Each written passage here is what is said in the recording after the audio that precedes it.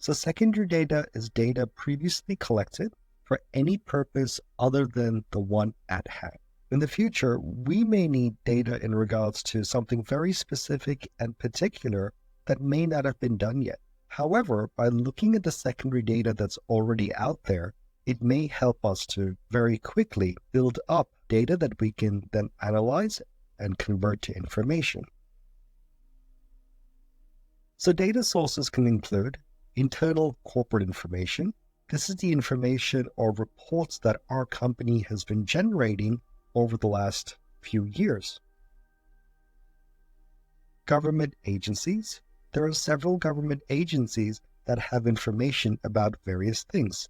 Austrade is an example of a government agency that has a lot of data as well as reports about trading internationally. Trade and industry associations, for example, ARIA. ARIA stands for Australian Recording Industry Association. They would have a lot of data as well as information about their particular industry. Commercial vendors. We are looking at potentially other businesses, whether it's our competition, whether it's our suppliers. These groups of people are rich sources of data and information.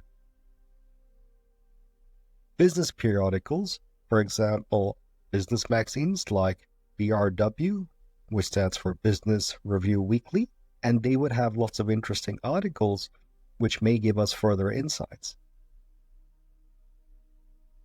And the last one, news, media, and libraries. Basically what we're talking about here is articles published in newspapers or books that may be in libraries.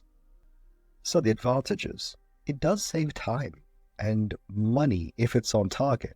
For example, if we needed to know about expanding into a new suburb, and there has already been government agencies like Australian Bureau of Statistics who have done census data or reports about a suburb that we want to move into, or even a city that we may want to expand our business into, this could save us a lot of time and a lot of money on conducting the research ourselves. It also aids in determining the direction for primary data collection. At some point, we are going to be doing primary data collection, collecting fresh data. But if the secondary data can help us figure out where the gaps are, that makes our lives a lot easier, and thereby we can save a lot of time and money in the process.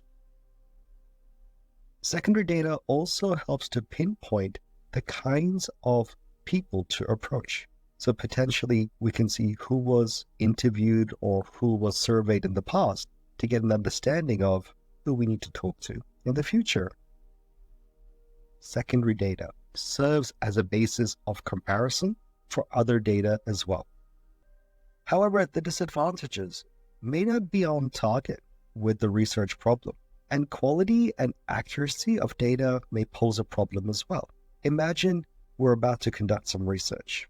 We find an article which is absolutely perfect. The title is perfect. It's interviewed and surveyed the right group of people. They've even tried to answer the questions that we were looking to ask ourselves. However, if this article was from about 10 years ago, we got a problem. And the problem is that this data may not be accurate anymore.